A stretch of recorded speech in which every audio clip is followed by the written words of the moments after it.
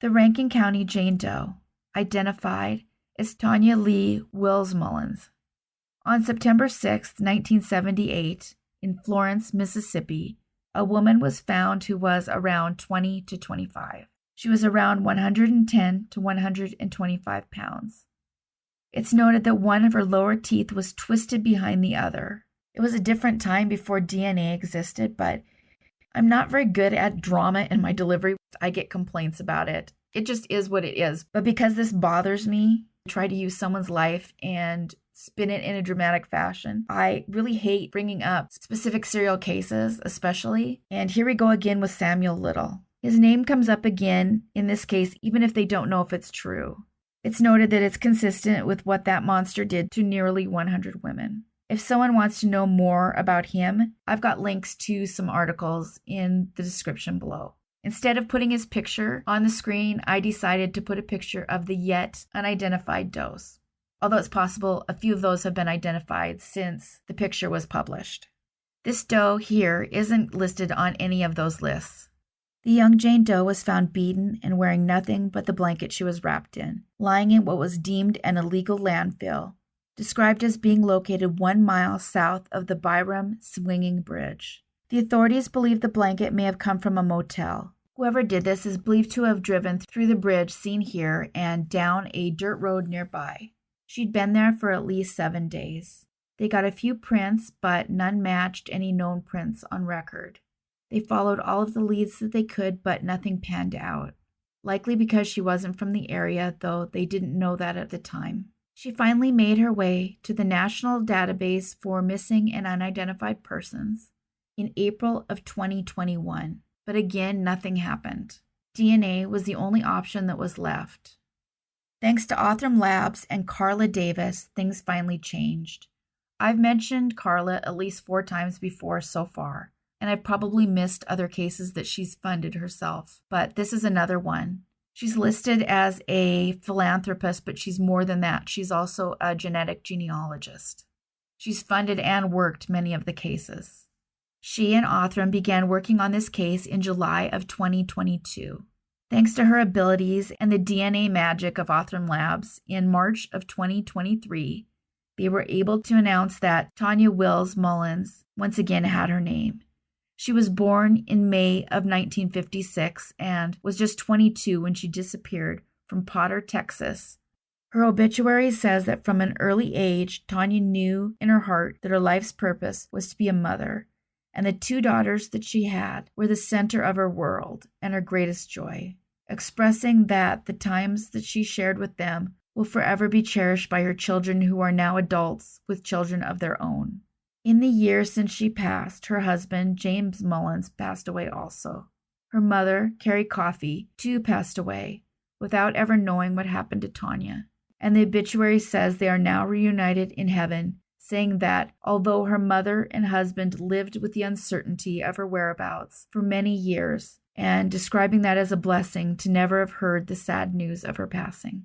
Most of the stories list Tonya as going missing from Potter, Texas, which is 800 miles away from where she was found. However, it looks like it's more complicated than that. While initially it looks like she disappeared and reappeared 800 miles away, one of the stories totally contradicts that. It states the young family had moved to Mississippi in hopes of finding employment, something that just didn't happen. One of the girls would say that when it didn't happen, her dad had gone back to Texas to try to find a home for them. The intention was to send for the wife and kids to move back to Texas, but instead he didn't hear from her. He traveled back, she was gone, and so were his kids. About 3 or 4 months later, without even knowing where his children were, the kids' grandmother would get a call that they could meet at the DFW airport, and the girls' uncle would bring them back to Texas. But if it's known how this came about, it's not specifically stated, and it's really odd.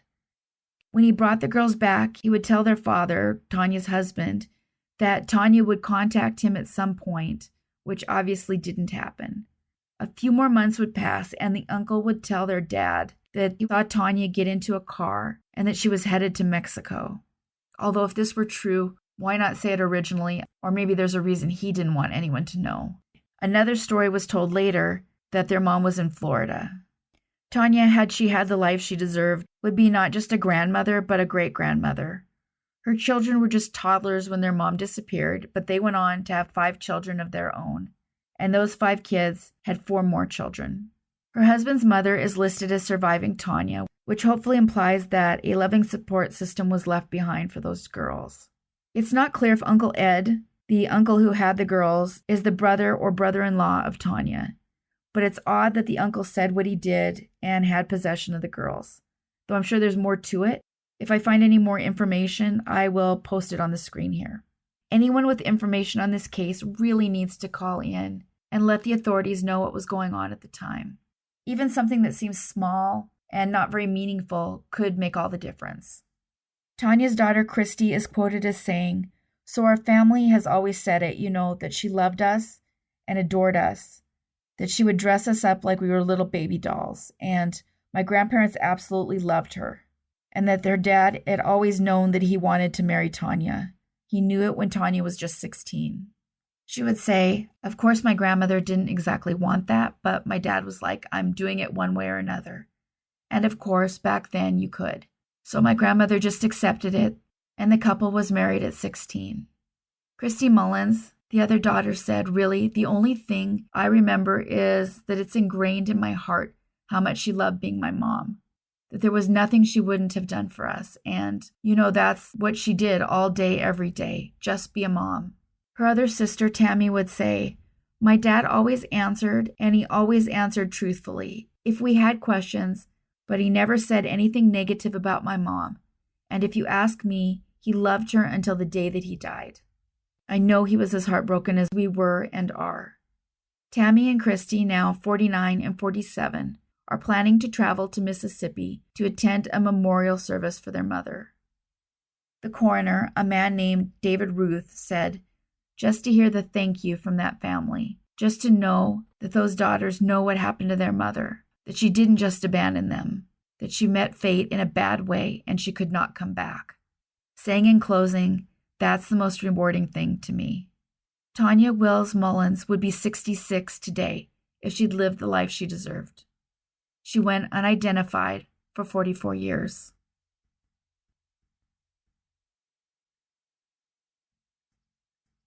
The Crane County Jane Doe, 1989, identified as Maria Lujan-Rodriguez. Maria was a mother of 3 and was last seen by her family on August 2nd, 1984, in Odessa, Texas, where she lived. Odessa is located in Ector County. Unbeknownst to her family, Maria's remains were found 6 years after she disappeared, in 1990, but not in Ector County, but rather in Crane County, which is located next door. Her DNA was compared to DNA from her sister, and with that, the confirmation finally came. In April of 2023, Maria once again had her name, and for her family, finally came the understanding of what happened. Although so far the details have not been released. We had been looking for her ourselves, and finally we were told where she was. We knew more or less what happened to her, and just all that thought of her being out there and then found and then unidentified. It was very emotional for all of us because we weren't expecting anything like this.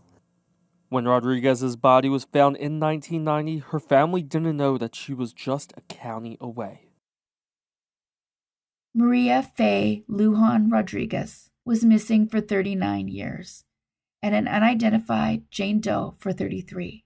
Maria was actually missing for the same number of years that she spent on this earth, 39.